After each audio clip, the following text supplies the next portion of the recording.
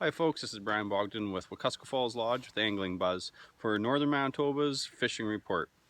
As you can see, there's almost no vehicles or boats on Wekusko Lake. This is the launch, one of the only launches, and there's literally no one, which is just crazy because the bite is on. You know, this year we've had really high water and a really cold spring, and because of that, our water temperature is still only holding 66, 67 degrees.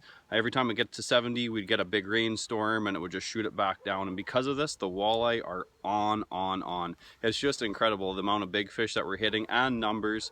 You know, we're fishing anywhere and everywhere there's holding fish. There's a lot of fish transitioning from those spawning areas going to the mid-lake basins. So if you're in one of those transition areas or one of those funnels, you're going to hook up fish.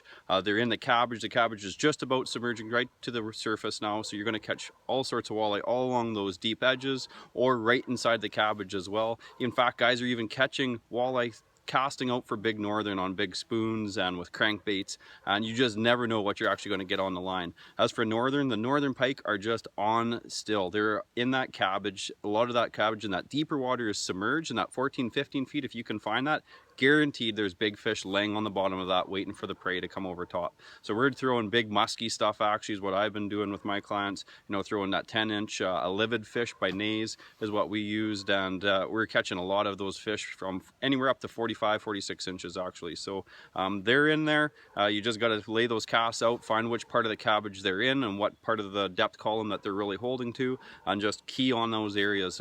Don't just do a one drift over if you're catching fish. Turn around, do a second drift over, and lay as many casts as you can. As for the lake trout, they're a little bit more finicky right now. Because of this cooler water, they haven't really sunk into a lot of those deep holes and stacked up yet on some lakes, and so it's kind of hit and miss depending on which lake you are in northern Manitoba. You know, Clearwater, they're really stacking in there now. Athapap, they're kind of here and there. Reed Lake, it's a little bit of a harder shoot right now trying to go for them. So a lot of fish seem to be suspending with this cooler water, so you just kind of watch your eye on the graph, make sure you sonar, chum if you got it available with you, and you know, just really key on spots that you see fish instead of just going and say trolling with downrigging. It just seems to be one of the worst techniques right now from what I've heard anyhow from our clients. So you know, that's our buzz report right now.